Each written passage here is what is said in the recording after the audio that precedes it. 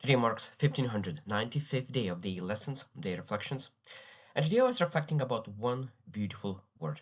Not that beautiful, but extremely important, and that is hypocrisy. And one of the biggest realizations that I found about hypocrisy is that every single person has a little bit of hypocrisy in their life. So what it means? If you said that you don't have hypocrisy in your life, most likely you are the most hypocritical person because it shows up I think that it shows up from 1 to 10 level. Maybe there is someone who is extremely good, but I think that at some point it still will show up somewhere, like maybe from 1 to 10, maybe you're that one that is extremely low, but I think that there is only very minimal people who actually able to do the right thing all the time based on their values. And I think that today I'll share seven truths that we need to understand about hypocrisy that we could be less, that move from that 10 potentially to number one. Number one, you are more hypocritical than, and it's even pronounce that word is very difficult, hypocritical than you think. You are more hypocritical than you think. And that means that you say that health matters when you look into your sleep patterns. Maybe it's all over the place. Maybe you said that okay, I really want to take care of my health, but I sleep at 2 a.m. and I wake up at 5 a.m. to go to work and then I sleep only 3 hours. So you say one thing when you actually look into your behavior is different. And then somebody's even could miss those kind of things. It's somebody's bypass those kind of things. And I think it's very important to understand that where those hypocritical moments show up in your life. For example, say like my family matters the most for me. But you look into your energy allocation. How much do you give to them? Do you give leftovers? Do you give time, but you don't give energy? You don't give your attention? And this is a different thing. Giving time and giving true presence is different. And that could be, again, hypocritical. It could be like, I want success. I want to be the most successful person in my family. But after that, when you look into what you pursue, comfort, again, those are moments where we're actually able to see that we potentially might be more hypocritical than we truly believe.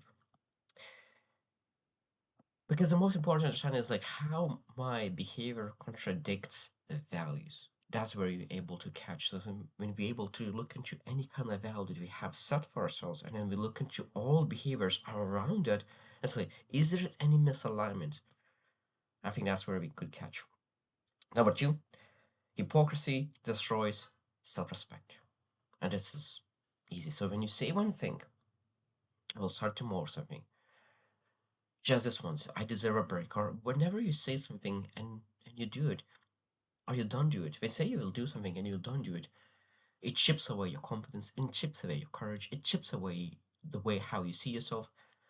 And then you start to allow yourself more and more. That's why when I used to compete in a higher level sports and people said, oh, just take a 1 day off. It puts so much effort to take 1 day off. Or when I used to need to prepare for competition, need to lose weight, just one meal, just one thing. And I always knew that if you allow once, then it means that you allow a second time and a third time and a fourth time and a fifth time. I didn't negotiate with once. And I think that's extremely important, especially when you want to go after big things. You don't negotiate. A lot of times people will want you to become hypocritical. And we're not supposed to do that. We're not supposed to damage our identity. Number three, the loudest critics often hide in the same flaw. What it means is that when people say like, "Oh, you are lazy," and call everyone lazy, it's a high chance that they are struggling with discipline by themselves. It's a projection. It's a projection. So like, oh, like everyone is lazy. When you look into your own, maybe sometimes it's just afraid to admit that they are lazy, and then they call everyone lazy. So that means that we need to really be very careful of calling other people a certain way, because if you have urge to call someone certain way, we need to ask ourselves, where is that showing up in my life? Where I do not perform in the highest level. So I feel urge to call other people this way.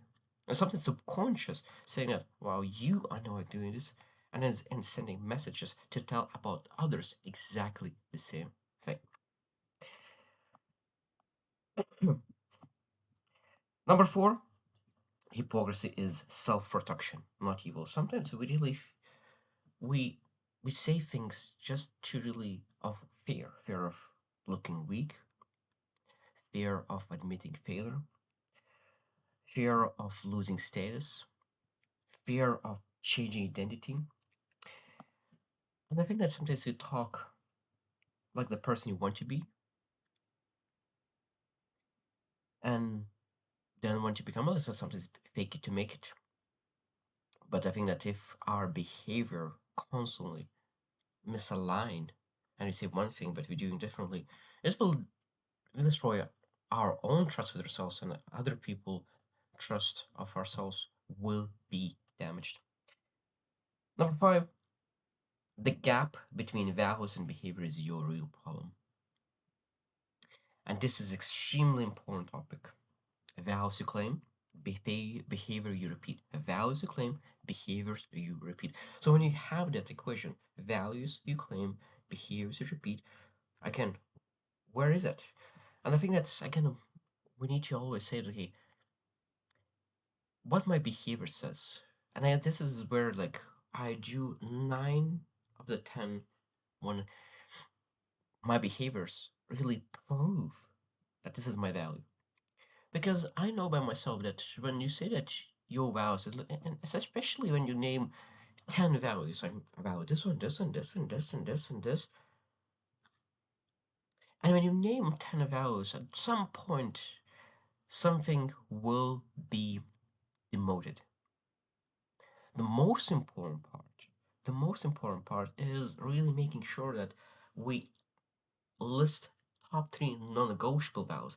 The everything else potentially could fall behind those three values, because the worst part is when you say that this is the most important value for me, but when you look into behavior, all other values get more attention than your most important value. That's probably one of the biggest things that I saw in my life and in other people's lives that really cause damage in life.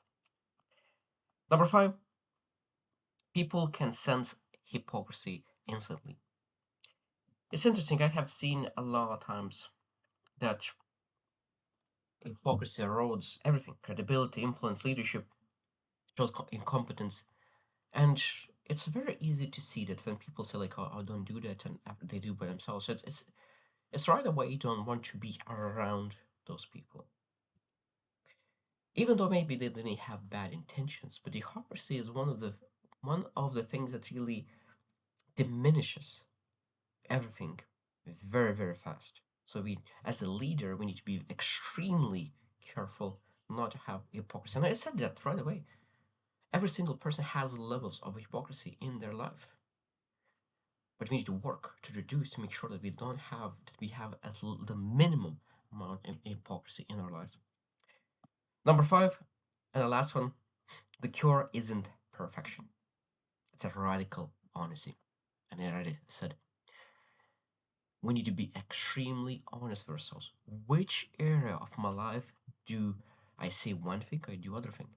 Which area of my life is the most important for me, and which area of my life is neglected? What behaviors is telling me? What kind of story behaviors is telling me about me? I think that every single time, every single season of our lives, we need to reflect on our activities, measure and track, and then after you're tracking those activities, what kind of thing it supports, what this activity supports. And when you really track your activities, because I did quite a few times, and every single time when I do that, I realize that I spend less time on things that matter, and I spend a little bit more time on the things that do not matter. And I think that's why it's very, very important to really track your time on consistent basis, just to understand where is your leakage, where is your hypocrisy. Sorry, where is your hypocrisy comes into your life. So I would you to reflect as well, because this is a very important skill. develop, remove hypocrisy, and really make sure that we really live in a full alignment. That's what you're supposed to seek. So I hope you choose to win and see you tomorrow.